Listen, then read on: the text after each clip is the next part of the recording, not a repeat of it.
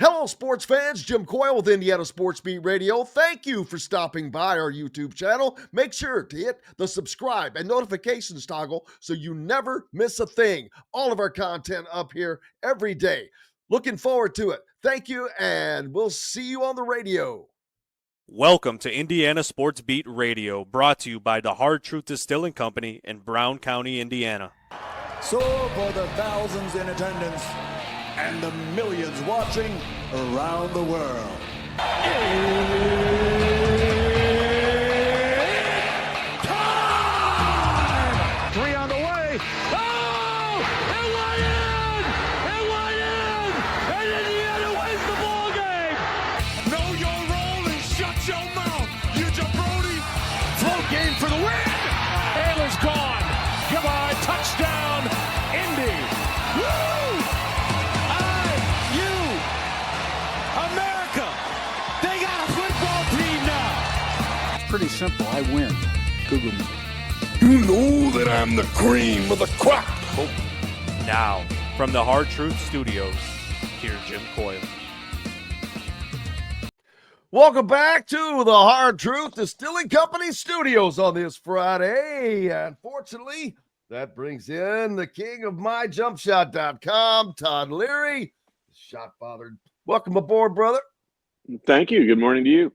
That's a good one. A lot of buzz going on right now with the Indiana basketball, and I think that it was going to be an odd weekend. I think it still will be of sorts because, while I know Dusty May is a fan favorite of a lot of people, I don't know. I honestly don't know if he will leave Michigan after a year.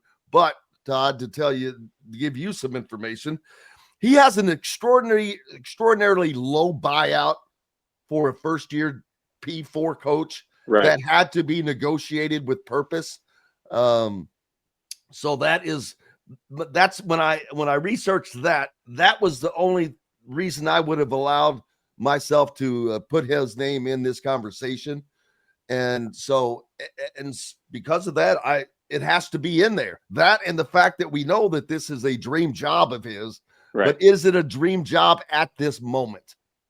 Yeah, I mean, it's obviously, I don't think any of us outside of the May family know the answer to that question, and we can all speculate and guess and educated guess as much as we want, but we don't really know. But I'll just say this: I mean, I think 30 or 40 years ago, in 1980s and 90s college basketball, it probably would have seemed like a crazy story for someone to go somewhere and then leave 1 year later and go to another school. But it's not that crazy anymore. It seems to happen fairly regularly. And so, it wouldn't be unprecedented. It's not, I think it's a lot of speculation. I think would we be having that conversation if they were not having a pretty successful year? I mean, I doubt it, but he is. So we are having it. And, here's the one thing I hope in this scenario is that, I mean, this hire has to be right. Like, it just has to be. I mean, I think we all agree with that. I'm being Mr. Obvious, but, they need an extensive search, and they need that. Extensive doesn't mean interview 1,000 people. It means they need to identify 2 or 3 people and go after them. And that's a lot of pressure. Let's be honest. No, there's no doubt about it. There's a lot of pressure on, coaches and players and all that stuff in the heat of battle and play. Well, if you want to translate that into your athletic director, I mean, there's a lot of pressure on this hire, just like there was on the football coach hire. And they obviously, I think everyone would agree, hit a home run on that one. So, to do that twice, I think Dolson's got an opportunity here to go down as one of the best ADs, certainly in Indiana history, if he can make a good hire here in the basketball program. Well, I'm glad you made that point, because now that you say that, he, without question, has the possibility to go down as the greatest. Yep. Because if you can return Indiana basketball and you gave Indiana football life, that's like giving life to a corpse. That's Moses stuff, man. So, yeah, you're right. He would go down as the greatest in the history of the university. And it should be a lot easier than it has been for basketball, especially now with the changes in NIL and the portal. And for all the people that think, well, who would want to come here? Trust me. Everyone. Stop it. There's a line. There's a line. That's a ridiculous statement. People are forgetting. I don't care. People that are saying that are not in the know. They don't understand how the big time sports business works, because there are a few coaches that are at their destination. Like that's their destination of where they would want to end up. And that's probably a half a dozen, maybe 10 coaches that are at the spot no matter what job opened up. Mark Pope's an example. Like, he's not leaving Kentucky unless he gets fired or goes for an NBA job. And there's a few guys that are in that circumstance. Everybody else is open and fair game, and Indiana is still on that top. You can say 10 list, but that's kind of even a joke. It's probably on the top 3 or 4 lists of people who are not at their end destination or where they their alliance is.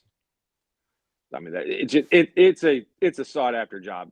Forget the fact that they have all the tools. I mean, the NIL budget makes it, I'm going to say, one of the easiest jobs in the country. Absolutely. None of them are easy, but it makes it much easier than if you didn't have that budget. They have resources, right. Few programs off. Right. Few programs. Wipe your camera off if you don't mind there. Yeah, I don't know what's going on there. And what would keep Dusty from taking this job, in your opinion? This is Did that work? This is all opinion stuff. I mean, did it work? That's fine. Yeah. I mean, what would keep Dusty from doing it? I mean, the circumstances, like, being, you kind of fall in love with where you're at. I can tell you this: it wasn't an easy decision for Dusty to leave Florida Atlantic, and I think he'd be the first one to tell you that. He built a lot of good relationships with people down there. Dusty's incredibly likable, and so when you develop those kind of relationships with people that are around there, I'll just be honest with you. I said this to you on your show.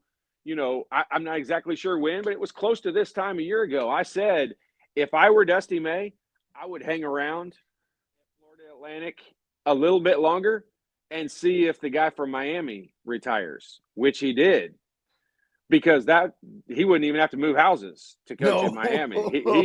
He could have easily stepped right into that role.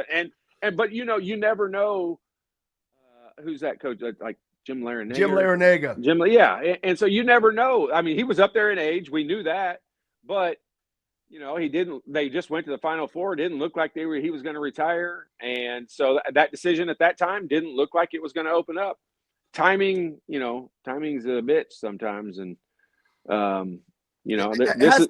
that seems to have been the biggest problem for Indiana basketball. Their timing seems to have been horrible. It has been.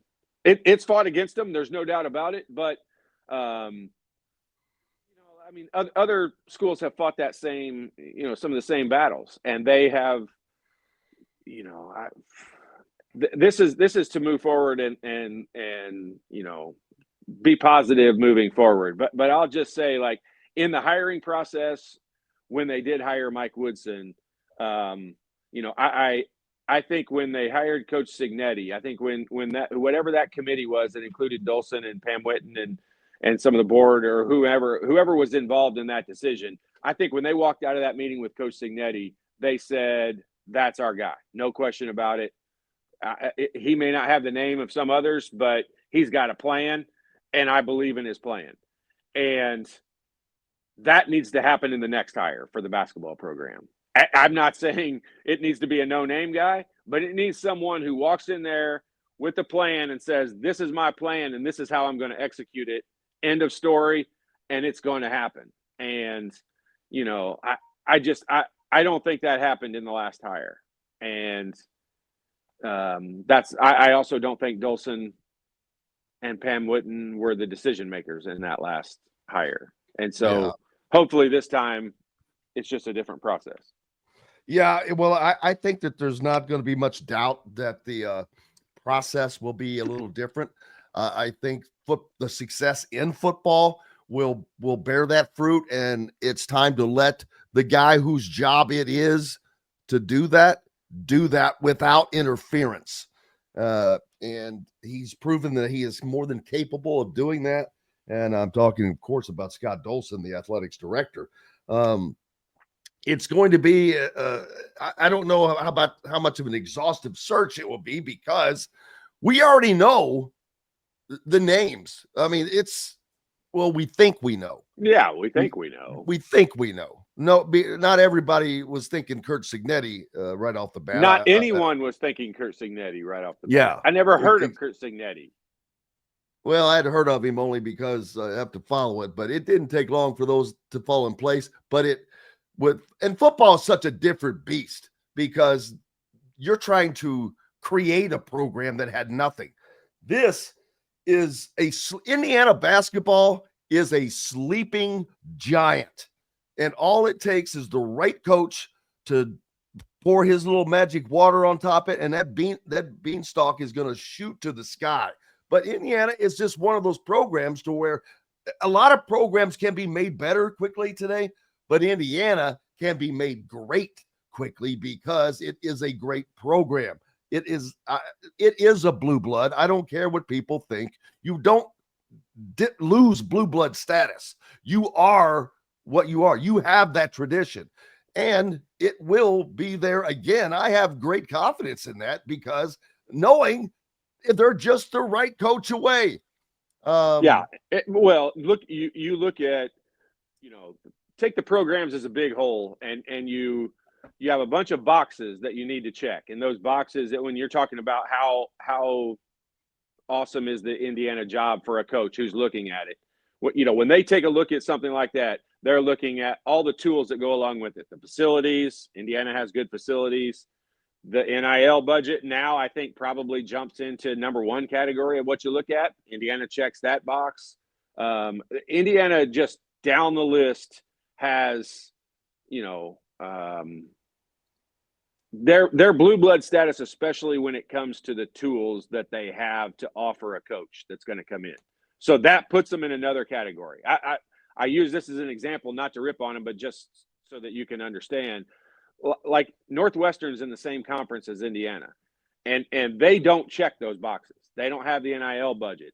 Academically, it's harder to get kids into there. Like, there's just a lot of hurdles you have to battle as the coach of Northwestern that you don't have to battle as the coach of Indiana. Now, is the criticism higher? Sure it is. But so is the pay, and so is the expectations, and so is everything else that goes along with it. So it's a blue blood job from that perspective. Anyone who says it's not shouldn't be an applicant for it, because it definitely is. But those people that are going to have the opportunity at this job, they know it's a blue blood job. They know it's the job. Coaches are egotistical, and they're also competitive. And this is a competition. And coming in here and turning this thing around is a competition that a lot of coaches want to be a part of and want to be involved in. Yeah, and Dusty May is in an enviable position, and a position that you kind of feel sorry for him for as well. No, I know. I don't feel sorry for him in the slightest. Hey, anyone who has multiple great opportunities, that's the thing. Congratulations. Yes. They put themselves in that position, and good for them. Yeah, I'm like, he's got a rough life. What do I do? I stay here at Michigan and at one of the biggest universities in all of college athletics, or do I take one of the biggest jobs in all of college basketball at my alma mater, my dream job? That is going to be, boy. And he's up the top of the Big Ten standings right now, half a game behind Purdue. So they're dealing with that. And we know the coaches, they're kind of hyper-focused. But there's no way this is not seeking into him. No question about it. Like, coaches can say whatever they want. He's going to say all the right things. He's going to say, hey, I'm focused on Michigan right now. We got a big task at hand. They got a pretty important game here tomorrow in Assembly Hall. So, as much as things sometimes don't align, sometimes they are aligned pretty right on. And him being here this weekend might have a little extra meaning behind it. And so it just is, there's a lot of factors that go into, these situations. And I don't think, Dusty is a very smart human being. Also, he's not going to take the bait and answer the questions wrong. And the reason for that's not being misleading. The reason, and most people probably understand this, but like Dusty is loyal. He's loyal to those players that are on his roster right now that he is committed to and given 1,000,000% for. He is committed to them. Now, let's all be for real. At the end of the season, all of those players are going to, test the waters in the transfer portal and see where the money's at, like all these different things. So everybody's loyalty is kind of a 1-year loyalty nowadays in college basketball. It used to be 4 years you're committed to somewhere, and now it's 1 year. And that's okay. That's where the game is. And so you just adapt to that. But I think Dusty will fulfill his commitment of being 100% a Michigan Wolverine. And he may do that for the next 20 years, but he's for sure going to do it for the next 2 months while they've got a chance to make a good run here in the Big Ten and the NCAA tournament. And then at that point, I think he'll maybe sit back and think a little bit more about it. Yeah, they're in contention for the Big Ten title. Now, sure they Purdue kind of has the upper hand right now, but they only have a half-game lead. Michigan and Michigan State play twice over the next 5 weeks. Big games there. Purdue has big games coming up. They've got to play at Indiana again, amongst others. So this race is far from over. Michigan State kind of quiet right now. They were the leader in the clubhouse, but then they go out on the West Coast, lose a couple games in a row, and their toughest schedule it's backloaded. So I said to you last week. I think of you every damn day when I start talking about Purdue. I said, "Damn, Todd said it. This is how it was going to be," because I didn't pay attention to Michigan State's schedule, and once I did, I'm like, Todd looked at this schedule ahead of time. Yeah, it was definitely backloaded. Like they had a. But I will say this: it was. No games are super easy in the Big Ten. You've got to play well to win them. And Michigan State put themselves in a really, really good position. But if you looked at their schedule, they're not they've got to beat you technically. Like Michigan State is not one of those teams. They're not going to overpower you. They're not going to, stifling defense and shut you down to 50 points generally. They're not going to make 1,000,000 threes and shoot you out of a game. They're just technically going to pick you apart. And they've got a pretty good tactical coach sitting over there on the sidelines that's good at coaching this type of team. So, I wasn't trying to be disrespectful to Michigan State at all. I just looked at their schedule and I look at their roster and I've watched them play numerous times. I knew they had some tough games coming up.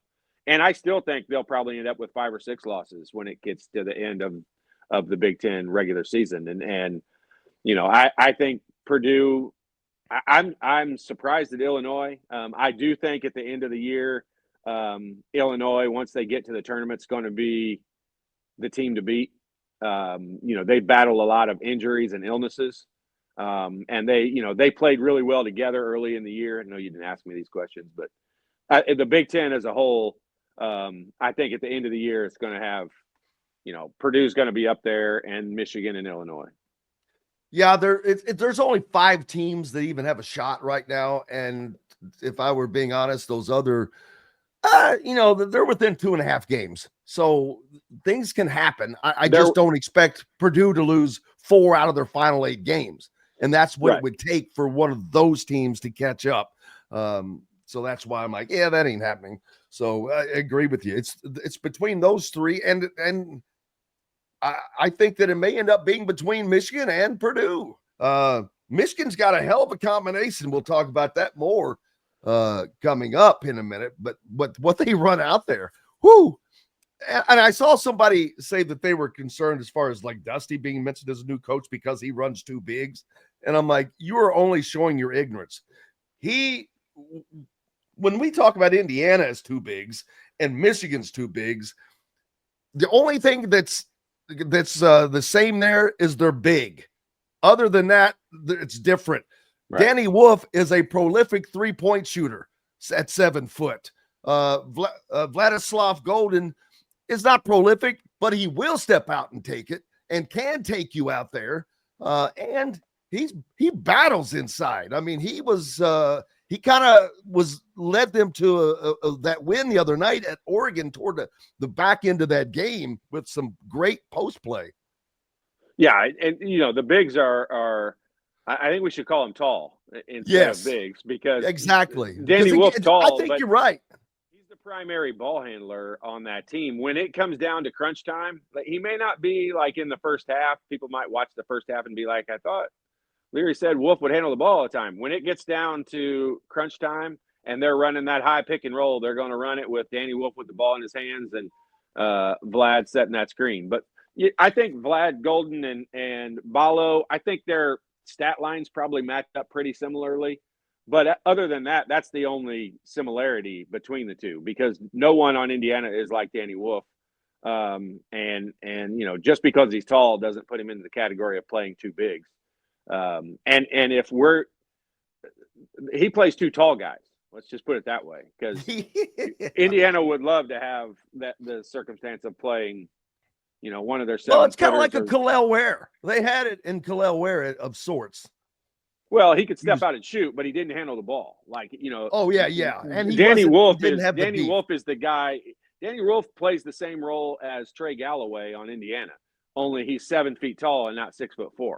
Yeah, and it's a gigantic difference. Yeah, they're an interesting team, and they're difficult to defend, but it also creates some situations where you can create some matchup problems for them, because those two big guys are going to be on the court. And Danny Wolf is a good team defender, but he's not a great one-on-one defender. And if you had a guy that could go at him with some quickness, you could create some problems. But they definitely create issues for other teams. We'll talk more about that in the next segment with Todd. But something I want to talk about as well is Mike Woodson. His legacy as a player. He was a great player. He was one of the great players in IU history. And I hope people don't forget that, because you just have to separate the two, to be honest with you, because they're two completely different things.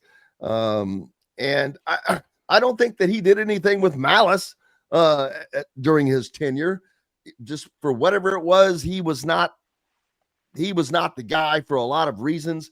You're not going to turn the job down, but I hope people will continue to remember him as the great player that he gave to Indiana. But a lot of none of today's fans know that unless they're told that, because it was so long ago. Now they're all they know of is as the coach of Indiana. And look, when he took that job, you're opening the book back up on what your legacy is going to be like at Indiana, and that's one of the risks / opportunities that you give yourself, create for yourself in that decision to take that job. But at the end of the day, when reunion teams come around and all of that kind of thing kind of happens. People will cheer for him exactly the same way they would have had he never taken this job. That part of it won't really matter. But to think that people are just going to overlook this failure of a coaching stint that we've had here, I think would be crazy to think that we're not going to remember that, because this has been a failure. I don't. Outside of himself, I mean, he's the only one I think right now that would not deem this as a failure. I agree. I think he thought he was coming back next year. I truly believe that. I don't think that he is happy about his quote unquote retirement. Yeah. But it's unfortunate. But that's part of the problem, is he seems to be oblivious to too many things that are right in front of him. No question about it. Like the fact that, I know firsthand that they did not deem last year a team that did not make the NCAA tournament. They did not deem that as a failure. And that's when I knew that their measurement bar and mine were different. And the NCAA tournament is the end all be all. That's the only way you give yourself a chance to win the national championship. And we weren't a part of it, and we're not going to be a part of it again this year.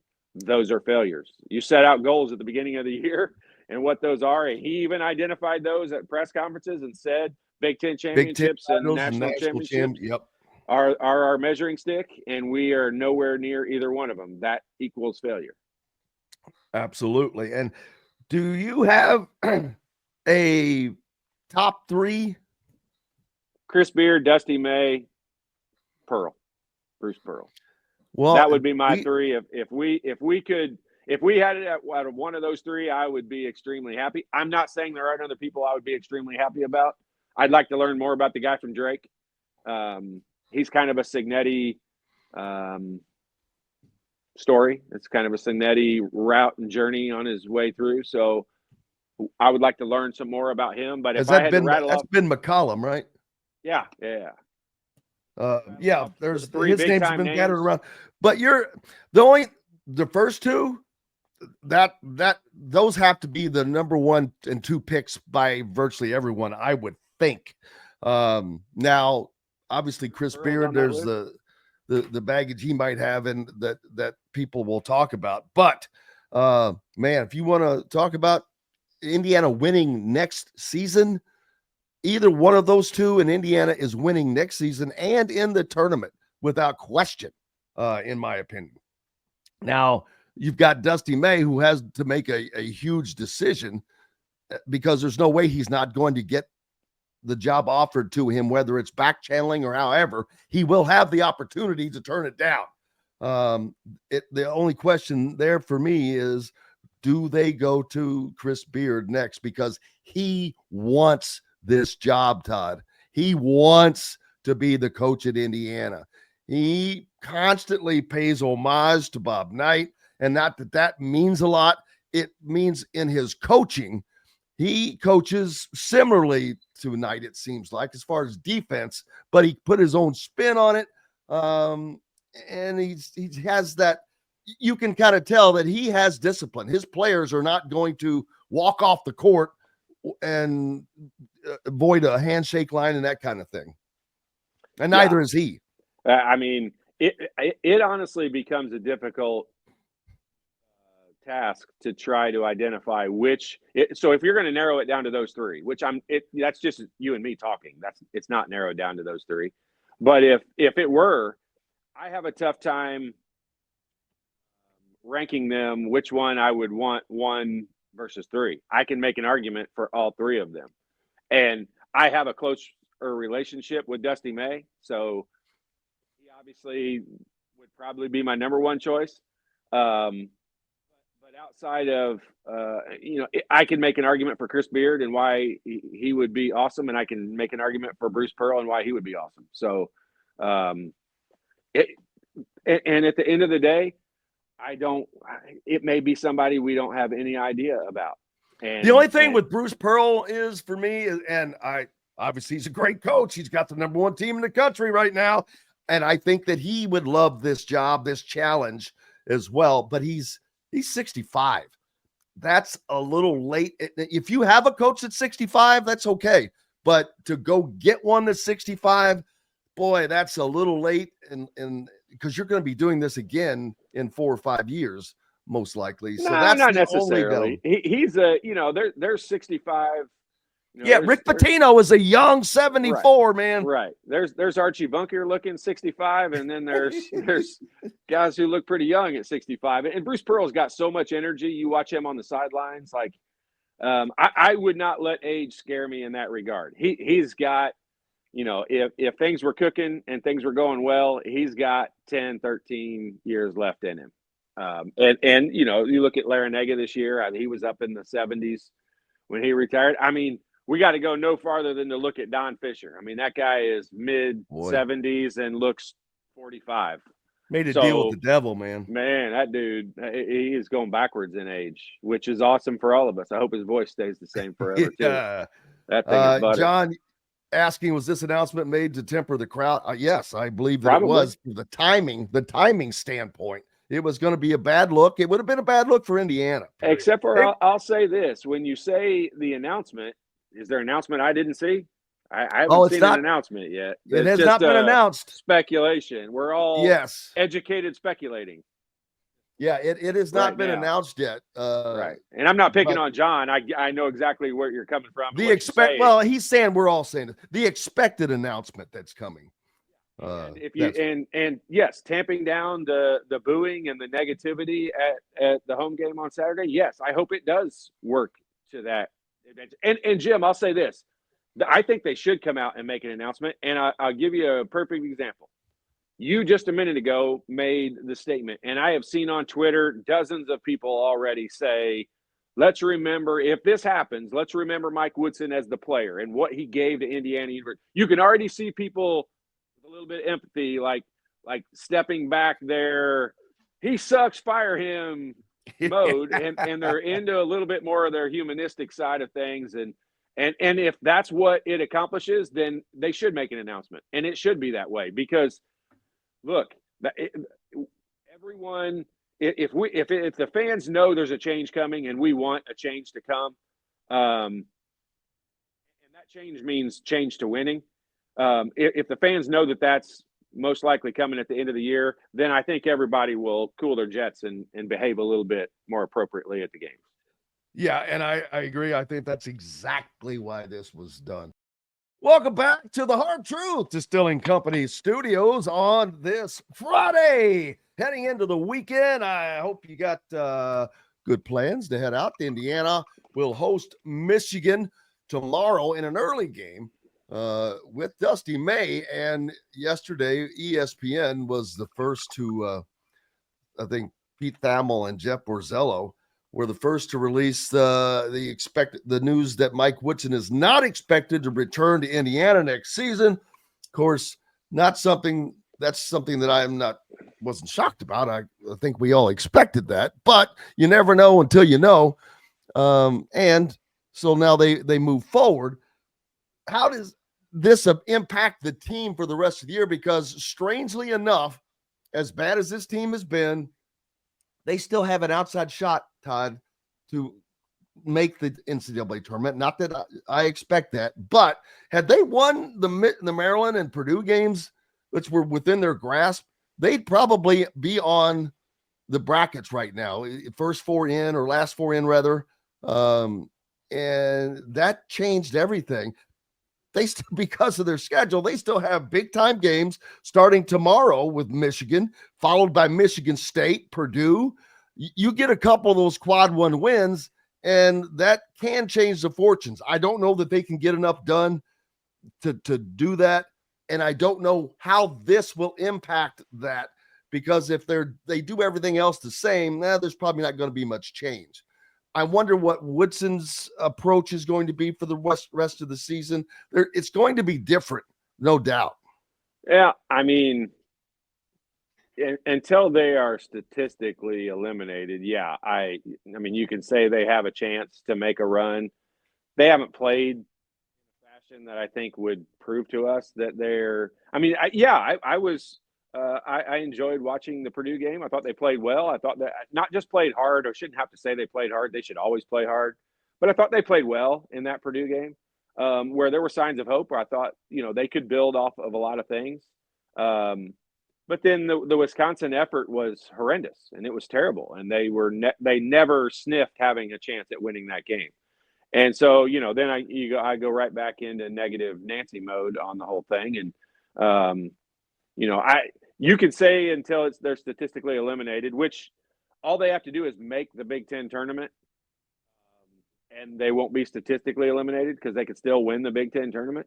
But they are, shockingly enough to say it, they are talented enough and probably capable of doing that thing.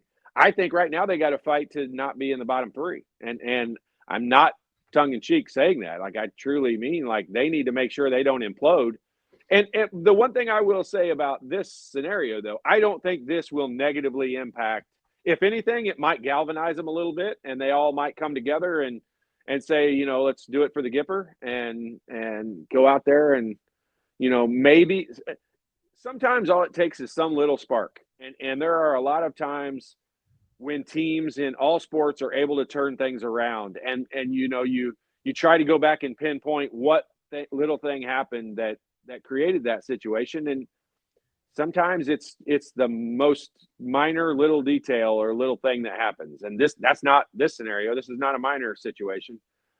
But I do think like something could galvanize them to be able to come together. And I think right now the one thing they've got to do is win their home games and just try to make sure that they don't finish in that bottom three of the Big Ten. Yeah, and as far-fetched as that would have sounded a few weeks back, Washington and Penn State are safe in the first two of those out. But Minnesota, Northwestern, and Iowa are now all tied for that third spot that if somebody does not make the tournament at 4-8 in the conference. Iowa's actually 4-7. But Indiana has 5 wins in the conference. So they're one win off of what being those guys are being in that group. And that can very well happen. You got Michigan State, Purdue coming up.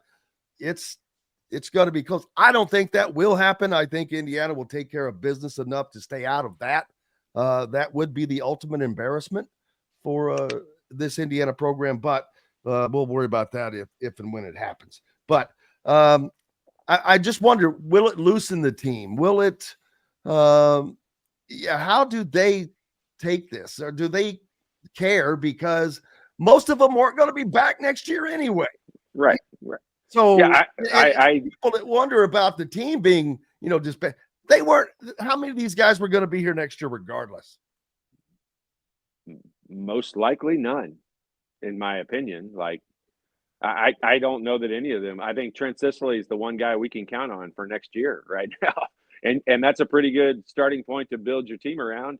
You've got a coach, whatever new coach you're going to have coming in. I mean, he's got a legitimate big time recruit that's committed and going to Indiana University, no matter if you and I are the coach. So that's a good sign for Trent Sicily. We don't have to worry about the whole Liam McNeely situation of him, jumping ship and going somewhere else. And I'm not saying that derogatory to him.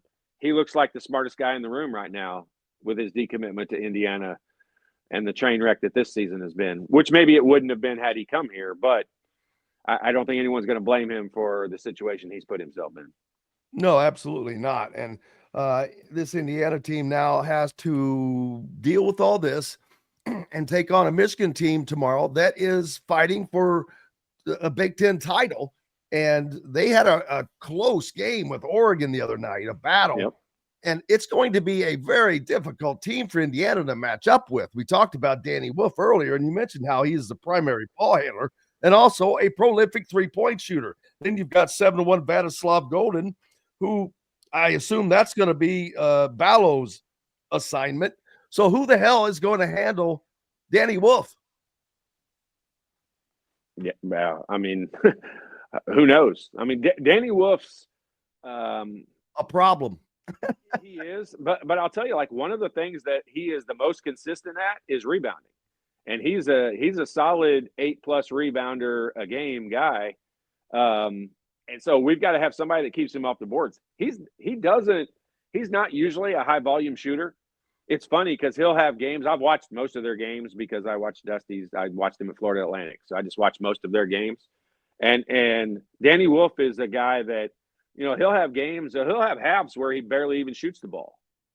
He'll also have like the last game where he was kind of the go-to guy and had 25 points or whatever it was. But for the most part, he's a facilitator and a rebounder.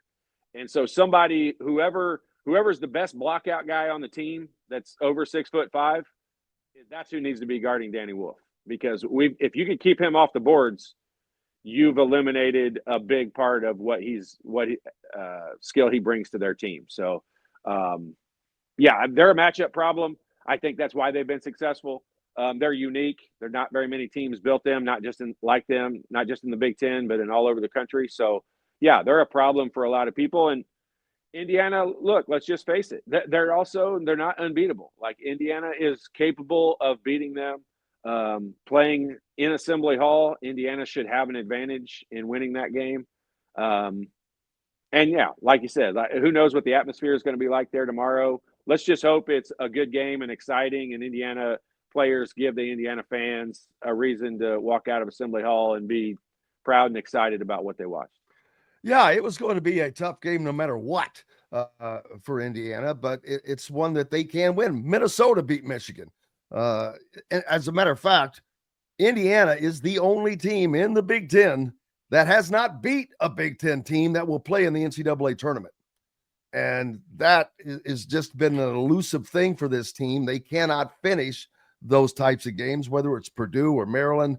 They just have not been able to get that win. Although Ohio State, they do have a win over Ohio State, and as bad, Ohio State is 6-6 in the conference, 14-9 overall, not a very good record, but they're 26th in the net.